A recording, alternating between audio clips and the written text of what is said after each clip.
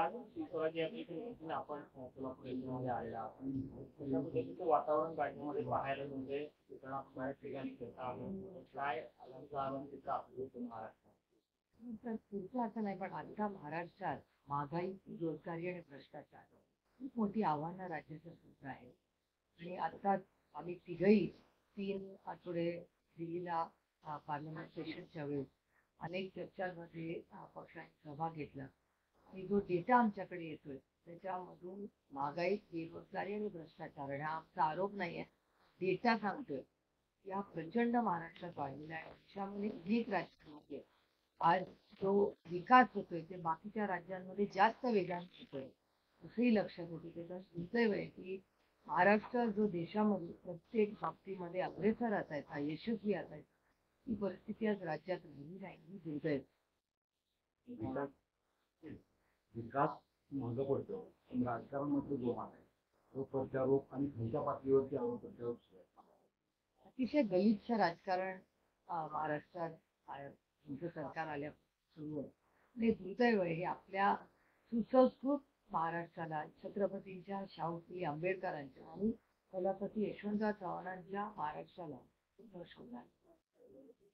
मराठा आरक्षण आंदोलन सध्या चालू आहे आणि विधानसभा निवडणूक तोंडावर अधिक अधिक तीव्र होत आहे आणि त्याचा का जवळपास आपल्या पक्षाला वाटतंय आणखी सत्ताधारी निवडणूक करणं वाटतं. याच्यात असं वाटतं की हे मराठा आंदोलन आहे कुठल्या कुठल्या पक्षाचे बांधील आहे आणि मग ते सोयीप्रमाणे त्यांच्या विरोधात जे पक्ष आहेत त्यांच्या नेत्यांना अडवायचं मराठा आंदोलनाच्या अडून आपण चाललेलं उगा आता म्हणजे अडून जातं, पवार साहेबांना पण विरोध केला जातो, कारण कोल्हे साहेबांना पण विचारणा झाली.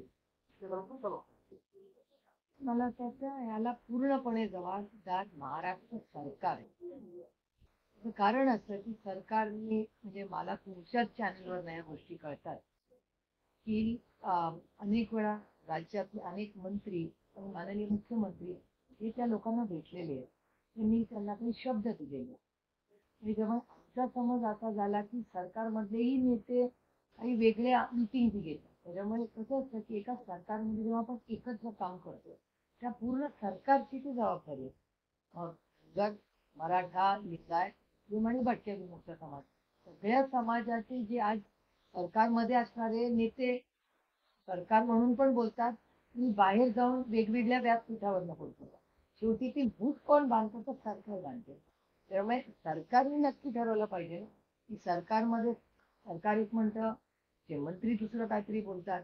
तर सगळा जो विस्कळीतपणा किंवा समाजामध्ये हा जो प्रश्न वाढत चाललाय किंवा कटिका वाढत चालली, त्याला पूर्णपणे महाराष्ट्र सरकार जबाबदार आहे असं मला वाटतं. आणि तुम्ही बघताय ना चित्र गेले अनेक महिने ज्या पद्धतीने मंत्री एक बोलतात आणि मुख्यमंत्री एक सिग्नल देतात, त्यामुळे सर्वसामान्य माणसाने याचा अर्थ काढायचा काय? याच्यातून राजकीय वळण एक वेगळ्या वळणावर वळण जे आहे ते वेगळं लागतंय असं वाटत नाही का? पण त्याला अर्थातच जबाबदार महाराष्ट्र सरकार आहे. पवार साहेब पण एक मोस्ट सिनियर लीडर आहे, त्यांच्याकडून पण मराठा समाजाच्या अपेक्षा आहे. त्या अनुषंगानं काय वाटतं? नाही, अपेक्षा आम्ही पारदर्शकपणे नेहमी काम केलेलं आहे. मराठा, धनगर, लिंगायत, मुस्लिम आणि भटक्या विमुक्त समाजाच्या आरक्षणाच्या बाबतीत आमची पूर्णपणे सहकार्याची आणि चर्चा करून मार्ग काढायची तयारी मी पहिल्या दिवसापासून. गेले 10 वर्ष अमोलदादा आणि मी खासदार आहे. अमोल आणि मी अनेक वेळा पार्लमेंटमध्ये बोललोही आहे या बाबतीत. या सगळं करण्यासाठी कॉन्स्टिट्युशनल अमेंडमेंट करावी लागेल. आम्ही महाराष्ट्र सरकारला आणि विनंती पण केलेली आहे अनेक वेळा. जेव्हा असेंब्ली चालू होती तेव्हाही आमच्या पक्षाच्या वतीने आमचे सगळे मोठे सहकारी आणि नेते बोललेले की आम्हाला या बाबतीत चर्चेला तयार आहोत. मी प्रस्ताव आणा, ताकदीने आम्ही जे कोणी सरकार असेल त्याच्यावर उभं राहू. आणि दिल्लीला जेव्हा कॉन्स्टिट्युशनल अमेंडमेंट येईल, आधी मोदी सरकार होतं तेव्हा 300 होते, आज एनडीएचं सरकार, बदल जरी झाला असला तरी हे जर विधेयक आलं तर ताकदीने आम्ही कुणाचंही सरकार असलं तरी आमची सहकार्याचीच भूमिका राहील. प्रचंड समाजात अस्वस्थता आहे आणि ही अस्वस्थता वाढवण्याचा पाप जर कोणी केला असेल तर राष्ट्रीय महाराष्ट्राच्या ट्रिपल इंजिन खोके सरकारने केले. कारण का त्यांच्या कुठल्याही निर्णय प्रक्रियेत सातत्य नाही. हा मुद्दा महत्वाचा आहे कायद्यामध्ये दुरुस्ती करण्याचा, परंतु हा आंदोलनामधून पुरा येत नाही किंवा पक्षाचे जे वेगवेगळे राजकीय पक्ष नेते पण मुद्दा उचलून धरत नाही.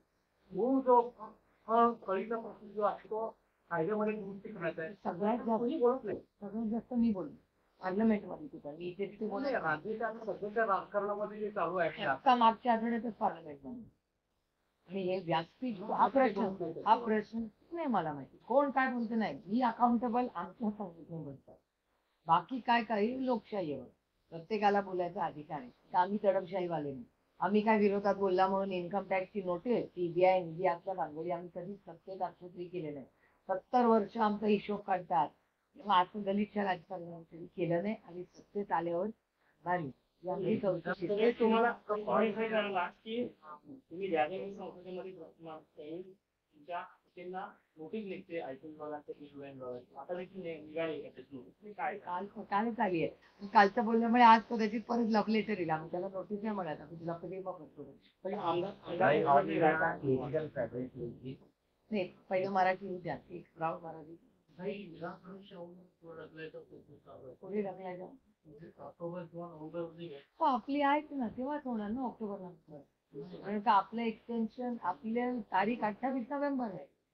हा त्याच्यामुळे 10-15 तारखेलाच मतदान होईल किंवा दिवाळीच्या आधी किंवा दिवाळीच्या नाही.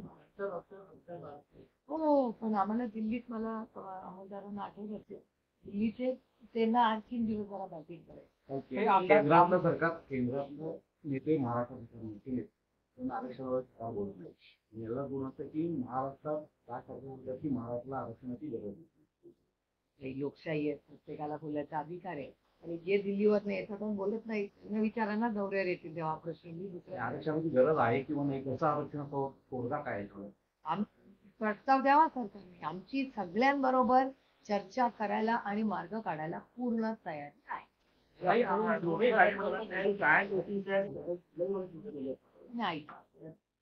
आयटीची नोटीस थोड्यांना रेग्युलरली आम्हाला त्याची सवय झाली तर आम्ही दुसरं देतो आणि मग ती परत फाईल म्हणजे बंद होते का परत येते. मी थोड्यांना डेटा काढायला सांगितलंय की को रिलेट करायला पाहिजे. मला त्यांच्यावरती आरोप करायची सवय नाही पण ते आपण को रिलेट करूया. मी किती वेळा पार्लमेंटमध्ये बोलली आणि नोटीस किती वेळा आली. को रिलेट डेटा करून मी माझ्या फेसबुकवरच टाकणार जातात. कारण थोड्यांना आजच घेतली जरा बघावं. काही आमदार लाटण्याबद्दल वक्तव्य केलं ते वक्तव्य केलेलं आहे. मत द्या आम्ही पैसे परत घेऊया.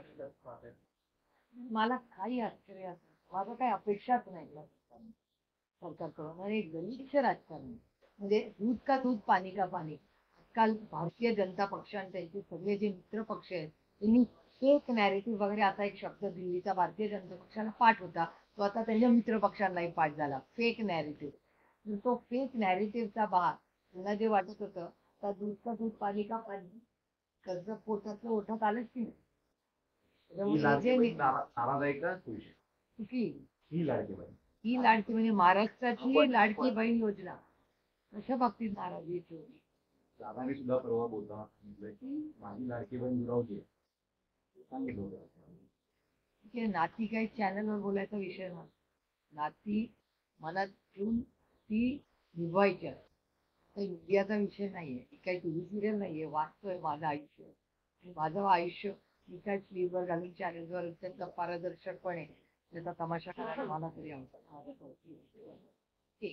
आणि दुसरं की मी एक लोकशाही पद्धतीने बारामती लोकसभा निवडून दिलेलं आहे. तर माझ्या नात्यांना जागा नाही. माझी नाती ही महाराष्ट्राच्या प्रत्येक कुटुंबाशी जोडलेली आहे. त्या फक्त रक्ताची नसतात ती कुटुंबाची विश्वासाची. त्यामुळे त्याच्यात हात अडकल्यापेक्षा आज आमची सगळ्यांची आम्ही तिघं जे इथे बसलेलो आणि आमचे बाकीचे निवडून आलेल्या खासदारांची नैतिक जबाबदारी आज महाराष्ट्राने मला संघर्षाच्या काळात जी साथ दिली. मी बघा पक्ष घेऊन गेले होते चिन्ह घेऊन गेले होते कोर्टात एवढ्या केसेस गेले वर्ष सव्वा वर्ष चाललेल्या.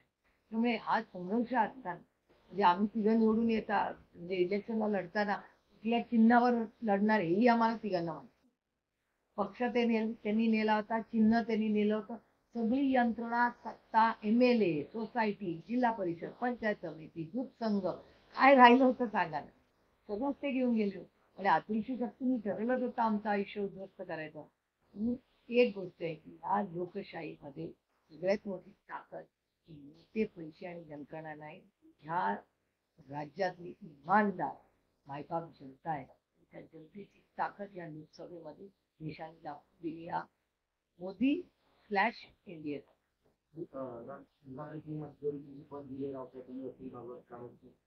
यांना आपली वाईटवर लक्ष आहे म्हणजे खासदार आहे म्हणजे मी त्यांना सुरक्षा पुरवली राज्याद्वारे पण एवढ्या कृषीवरती एवढा मोठा खर्च केला जातोय मोठा ताण येतो. तो हा प्रश्न तुम्ही देवेंद्र फडणवीस घेतील नाही वेळेस त्यांना विचार. कारण हा फक्त त्यांचा प्रश्न नाही आहे. तुम्ही बघा महाराष्ट्रामध्ये झालेले हत्या, बलात्कार, ऍक्सिडेंट, आमच्या पुण्यात कोयता गँग, किती क्राईम या राज्यात वाढलेला आहे. आणि हा क्राईम वाढलेला असताना याला जबाबदार कोण? अर्थातच गृह मंत्रालय. किंवा आज तुम्ही विचारलं की जे हल्ले नेत्यांवर पण होत आहेत, हे नेत्यांचे हल्ले, या सगळ्या नेत्यांना सिक्युरिटी आहे. त्यांचा इंटेलिजन्स नव्हता, या सरकारला माहिती नव्हतं. मग यांचं इंटेलिजन्स काय करतं? इंटेलिजन्स फेलियर आहे.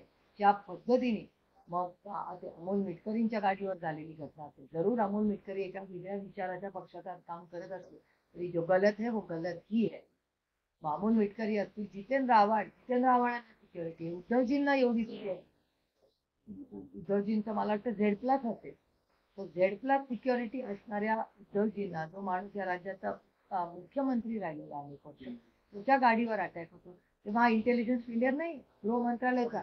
याचं उत्तर देवेंद्र फडणवीसांनी ऍज लीडर, ते गृहमंत्री आहेत, त्यांनी उत्तर दिलं पाहिजे. आणि खरं त्यांनी स्टेटमेंट केलं पाहिजे या सगळ्या गोष्टी.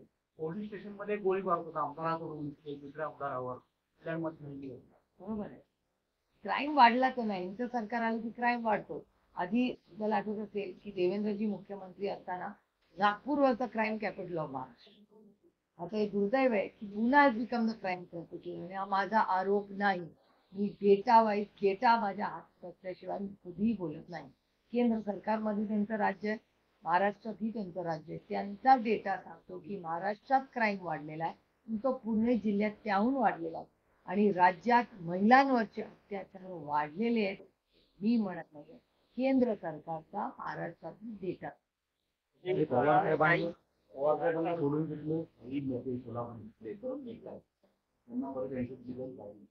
तो पक्षाचा तो काय माझा किंवा आमचा कार्यकर्त्यांची भावना आहे की गेलेले तुम्ही अर्थातच कार्य बघा.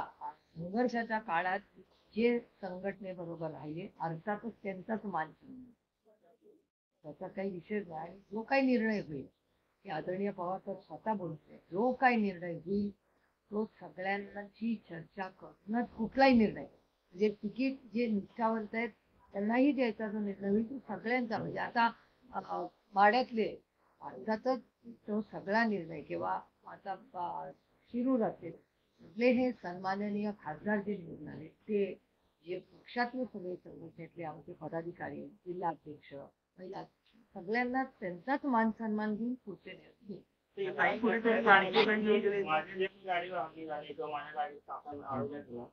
त्याला पवार आणि उद्धव ठाकरे जबाबदार आहे, त्यांनी हे ठरवून केलेलं आहे. म्हणजे कुठल्याही चॅनलवर ऐकलं नाही त्यांनी पवार बोलले की शरद पवारच्या गटाने केला. जर हे बोलले असतील तर खरंच हे वेदना देणार आहे की आम्ही कधीच व्हायलन्स, म्हणजे आता जितेंद्र आव्हाडांवर हल्ला झाला, अमोल मिटकरींवर झाला, उद्धवजींवर झाला, कुणावरही हल्ला, कुठल्याच पक्षाच्या वर हल्ला होणं कृतीच चुकीचे होता. मला ते न पटणार आहे, पहिला मुद्दा. आणि दुसरा मुद्दा, हे सगळं होत असताना राज ठाकरेंनी जरी स्टेटमेंट केलं असेल तर माझी इच्छा आहे की हे स्टेटमेंट देवेंद्र फडणवीसांपर्यंत पोहोचावं. ते या राज्याचे गृहमंत्री आहेत, त्यांचा इंटेलिजन्स काय करतो. महाराष्ट्र लाडकी माझे मुख्यमंत्री माझी लाडकी निधी आहे तो बोलला जातो आणि तो डीपीडीसीचं आमचं दुखणं फारच वेगळं आहे, माझं आणि अमोलदादांचं. कारण का आम्हाला डीपीडीसीतून पैसेच नाही. आम्ही मीटिंगला गेलं की आम्हाला सांगितलं जातं की तुम्हाला बोलायचा अधिकार नाही.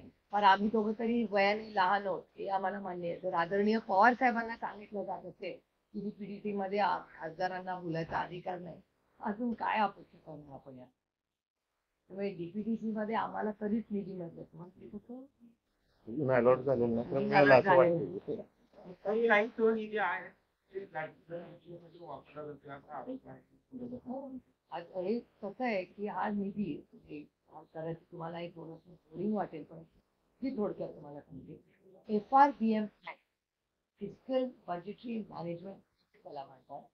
त्याचा रेग्युलेटर, त्याला एक रेग्युलेटर अटल बिहारी वाजपेयी साहेब जेव्हा प्रधानमंत्री होते त्यांनी काढला. FRBM ऍक्ट काय की प्रत्येक राज्यांनी आणि देशाने जो पैसा खर्च करतो त्याचा फिस्कल डेफिसिट मॅनेजमेंट, म्हणजे जे पैसे येतात आणि खर्च होतात त्याचं गॅप होऊ नये ना तर राज्याचं आणि देशाचं दिवाळा निघू शकतो. म्हणून हा ऍक्ट, जरी माननीय अटलजींनी ऍक्ट आणला असेल तरी 10 वर्ष आम्ही कधीच असं म्हणत नाही की यांनी काहीच केलं नाही. Government is continue. म्हणजे त्या कंटिन्युटीमध्ये 10 वर्ष माननीय मनमोहन सिंग साहेबांनी अतिशय चांगल्या पद्धतीने त्या कायद्याचा मान सन्मान केला. त्या बदल जसे होतात तसे आणि सूचना करून आणि तो फिक्स केला आणि त्याच्यात चांगले बदल आले. मी FRBM ह्याच्यात आम्ही सातत्य ठेवून 10 वर्ष जेव्हा युपीएचं सरकार होतं तेव्हा फिस्कल डेफिसिट मॅनेजमेंट जी असते, म्हणजे जे पैसे येतात आणि खर्च होतात त्याच्यात गॅप राहू नये म्हणून ती ती सगळी यंत्रणा आम्ही अटलजींनी जी बिल आणलं होतं त्याच्या कंटिन्युटीचे पुढे आम्ही चालू केली. आता माझा हा प्रश्न मी अनेक वेळा पार्लमेंटमध्ये परवाही बजेटचं भाषण करताना विचारला होता की FRBM ऍक्ट मध्ये आज महाराष्ट्राचं फिस्कल डेफिसिटची काय पोझिशन आहे का? माननीय जयंत पाटील साहेबांनी जेव्हा भाषण केलं तेव्हा त्यांनी महाराष्ट्राची आर्थिक परिस्थिती फार अडचणीत आहे असं भाषण केलं आणि डेटाही दिलेलं. तसंच आंध्र प्रदेशचं सरकार बदलल्यानंतर आंध्र प्रदेशच्या माननीय मुख्यमंत्र्यांनी आणि त्यांच्या पक्षाने ऑन रेकॉर्ड पार्लमेंटमध्ये सांगितलं की आंध्र प्रदेशचं एवढ्या सगळ्या स्कीम्समुळे दिवाळा निघालंय, आम्हालाच कळत नाही पैसे कुठे डेव्हलपमेंट आम्ही कुठे करणार. आणि त्याच्यावरती आता एक व्हाईट पेपर काढतो. त्यामुळे या गोष्टी खूप गांभीर्याने घेतला. म्हणजे हा काही मी पॉलिटिकल पॉईंट करत नाहीये, पॉलिटिकल इश्यूज नाही, पण फायनान्शियल डेव्हलपमेंट साठी किंवा फायनान्शियल मॉडेल जे फिस्कल डेफिसिट आहे त्याची महाराष्ट्रात नक्की कोण माहिती देतंय, काय परिस्थिती आहे किंवा जीएसटीचं कलेक्शन नक्की किती होतंय. तर जीएसटी काउन्सिलवर तर तुम्हाला माहिती आहे तुमच्या सगळ्यांच्या हेल्थ इन्शुरन्सवर 18% टॅक्स लागेल. आम्ही सांगितलं माननीय अर्थमंत्र्यांना की आम्ही सगळ्यांनी मिळून आंदोलन केलं सगळ्या इंडिया अलायन्स की हा टॅक्स काढून टाक. माननीय निर्मलाजी का मला म्हणाल्या की हा टॅक्सचा इश्यू माझ्याकडे नाही, जीएसटी काउन्सिलला आपापल्या राज्यातल्या तुम्ही फायनान्स मिनिस्टरला सांगा. तर आम्ही फायनान्स मिनिस्टरला सांगायला तयार आहे, कारण का तुम्हाला तुमच्या माहितीसाठी सांगतो, कदाचित तुम्हाला माहिती असेल की या देशात जी जीएसटी काउन्सिल आहे, जीएसटी काउन्सिलमध्ये फक्त फायनान्स मिनिस्टरच जाऊ शकतात आणि तेच बोलू शकतात. म्हणजे सेक्रेटरी जर गेला त्याला बोलता येत, तो अधिकार फक्त अर्थ मंत्रालयाच्या देशाचा.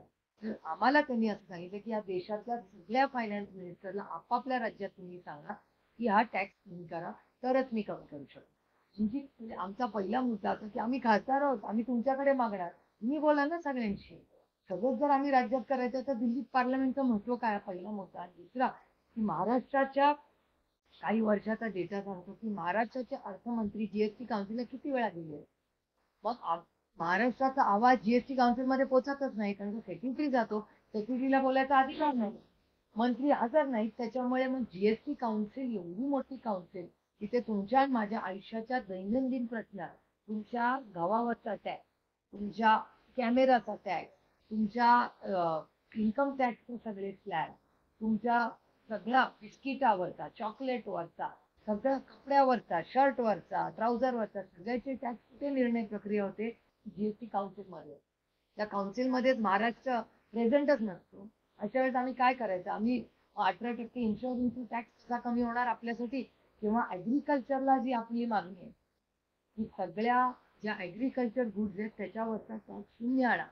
तर निर्मलाजी मला म्हणतात तुम्ही महाराष्ट्रातून सांगू ना, तुम्ही काय करायचं, मी तुम्हाला कमिटमेंट देते की आपलं सरकार आपलं म्हणते, सर्वसामान्य मायबाप जनतेचं सरकार आल्यावर ही व्यक्ती अर्थमंत्री होईल, ही व्यक्ती प्रत्येक जीएसटी काउन्सिलला हजर राहील आणि महाराष्ट्राच्या ज्या ज्या प्रश्नांवर इथे पूर्ण ताकदीने महाराष्ट्राच्या मायबाप जनतेने ताई, तुम्ही असं म्हणताय की आपलं सरकार जेव्हा तुमची भेट झाली ते असं म्हणत आहे की राज्यामध्ये ठाकरे कोकण विरोध सरकार येणार आहे. काँग्रेसकडे कोणी तुमची पदाचा चेहरा काही सांगावं. राष्ट्रवादी पवार असं चेहरा आहे. आणि आम्ही चेहरा काढतच होतो. मला महाविकास आघाडी आणि महाराष्ट्रातील जनतेची सेवा करण्यासाठी आम्ही इथे आले. त्याच्यामुळे पदामध्ये आम्ही अडकत नसत नाही. आदरणीय पवारसाहेबांनी लोकसभेला पण बघा सगळ्यात कमी सीट आम्ही आहे. कारण का आम्हाला आघाडी आणि मायबाप जनतेची सेवा करण्यामध्ये प्रत्येकाला आहे बघा. प्रत्येक का नाही प्रत्येकाला असं वाटतं ना की आपला नेता मुख्यमंत्री व्हावा. तर एवढे पक्ष आता झालेत महाराष्ट्रामध्ये. त्या प्रत्येक कार्यकर्त्याला जर तुम्ही एक नुसता सर्वे घेतला, प्रत्येक जण म्हणेल की आपलाच नेता कार्यकर्ता व्हावा. म्हणजे एक MLA असला तरी त्याला वाटेल ना त्याचा कार्यकर्ता की एक MLA असला तरी आपला माणूसच मुख्यमंत्री व्हावा. त्याच्यात काय स्वप्न बघायला काय प्रॉब्लेम. आपल्या नावाची चर्चा होते. तुम्हाला खरं सांगू या चर्चेमध्ये मी कधी अडकत नाही. याचं कारण असं की मी कुठल्या पदामध्ये जेंडरमध्ये अडकत. तिघही खासदार होते. मी सतत महिला खासदार नाही, खासदार आहे, पुरुष पण मला म्हणतात. त्यामुळे त्या जेंडरमध्ये फार अडकत नसायचं नसतं. काम संघटना आणि राज्याची आणबाण तुम्ही असं विचारायला पाहिजे की असं सरकार कधी तुम्ही आणणार महाराष्ट्रामध्ये जे दिल्ली समोर झुकणार नाही. हा प्रश्न फक्त तुमच्या कृपेने आणि आशीर्वाद आहे.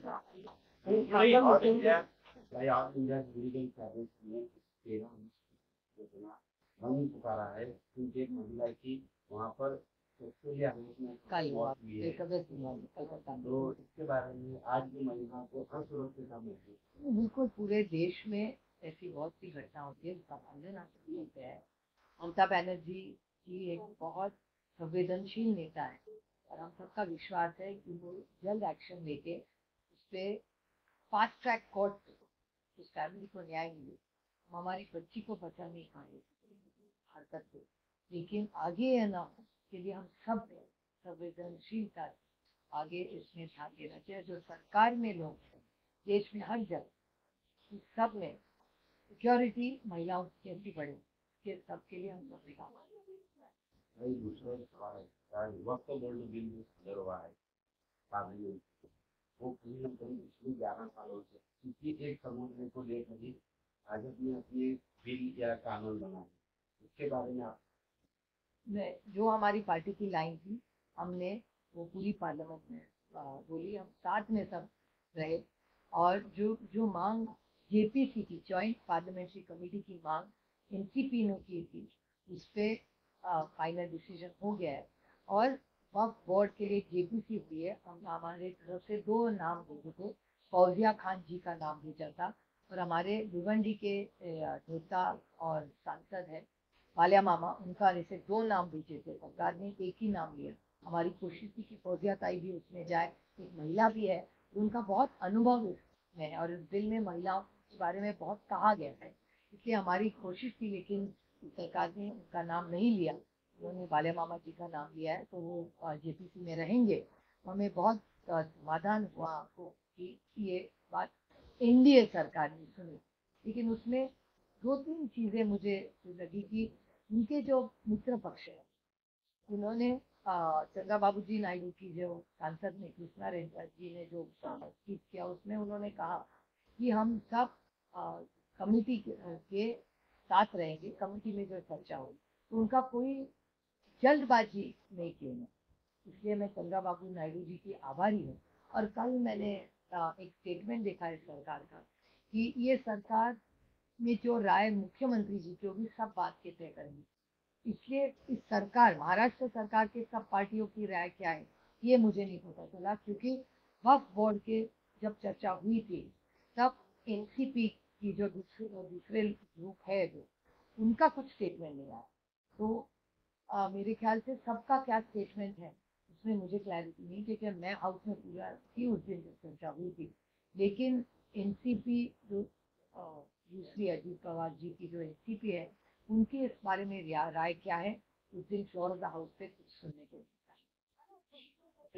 आज खरं तर सुप्रीम कोर्टामध्ये आपल्या पक्ष नाव आणि चिन्हामधून चुनाव निवडला आहे करायला आपली काय माहिती आहे चुनाव तिने खरं तर आम्ही सगळे त्याच्यासाठी जातो, पण आज जयंतरावांना दुसरा कार्यक्रम एक जबाबदारीची भीती होती म्हणून मी शिवस्वराज्य यात्रेला इथे आलेले आहे. खरं तर मी प्रत्येक सुनावणीला दिल्लीला जाते, जितेंद्र आव्हाडच्या सुनावणीसाठी जाणार आहे. आणि आम्ही सातत्याने ही लढाई चालू राहणार, कारण का ज्या चुकीच्या पद्धतीने आदरणीय पवारसाहेब हे फाउंडर मेंबर आहेत त्या पक्षाचे, हे फाउंडर मेंबर असताना त्यांनी पक्ष स्थापन केले, तर पक्ष आणि चिन्ह आदरणीय पवारसाहेबांकडेच राहायला पाहिजे. आणि त्यातून जो नियम कायदा आहे त्याप्रमाणे पक्षातले सगळे जे पदाधिकारी आहेत आजही आदरणीय पवारसाहेबांच्या बरोबरच आहे. त्यामुळे इलेक्शन कमिशन मध्ये आम्हाला समाधान वाटलं नाही म्हणून आम्ही कोर्टात गेलो आणि कोर्टातली लढाई आमच्याकडून तरी चालू राहणार. विधानसभेच्या आधीपर्यंत ही सुनावणी पूर्ण होऊन आपल्याला वेळ लोकसभेला काही भाग आणि त्यासाठी नाही, ते तुतारी आहे, तो राहिलीचा डाव होता. दुसरं काय तुम्ही मला सांगा ना. ते चिन्ह देऊन त्याला तुतारी नाव द्यायचं हा न्याय होता. राहिलीचा डाव घेतात ते आपण सगळे राहील. आमच्याकडून तर पूर्ण ताकदीने आम्ही लढणार आहे. बघूया काय. जे अहवाल आहे त्या अहवालावर भाजपने आरोप केला की आर्थिक नाराजीचा आहे विरोधक मानला त्याकडे काय. मला असं ते एखादा रिपोर्ट जर आलेला आहे त्यावर चर्चा करणं काय गैर नाही. चर्चा तर झालीच पाहिजे, कुठलाही विषय असू दे. काही लोकशाही आणि एका सशक्त लोकशाहीमध्ये चर्चा ही झालीच पाहिजे. त्यामुळे पार्लमेंट सुरू होईल किंवा मला असं वाटतं एखादी चर्चा करायला काय करत. निवडणुका लढवायचे निर्णय केवळ लोकशाही आहे प्रत्येकाला. तर तुम्हाला उद्या वाटलं पक्ष काढावा लढावं, तुमचा अधिकार आहे. आम्ही लोकशाहीवाले हो, दडपशाहीवाले तिकडे तुमच्याकडे. बघूया ना काय होतं. लोकशाहीमध्ये प्रत्येकाने आपली बाजू आणि आपला विचार मांडण्याचा.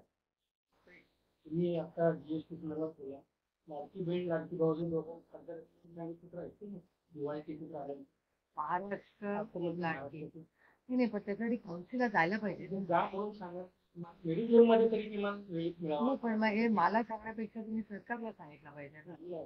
आम्ही तर म्हणतो, आम्ही तर पत्रही लिहिलेलं आहे. मी बोलते, मी चॅनलवर गेले किती महिने जीएसटी काउन्सिलची मीटिंग कुठल्याच राज्यातल्या कुठल्याच अर्थमंत्र्यांनी सोडू नये माझं मत आहे. Opportunity of a life time. Mediclaim त्याच्यासाठीच आम्ही लढतोय. त्याच्यासाठीच एवढी मोठी लढाई दिली झाली. आणि तुम्ही विचार करा, तुम्ही जर अर्थमंत्री असता, जीएसटी काउन्सिल या राज्यातली देशातली सगळ्यात उच्च कमिटी आहे, तुम्ही सोडला असतं का ही ऑपॉर्च्युनिटी? ही सगळ्यात महत्वाची मीटिंग आहे आपल्या राज्यात. थँक्यू.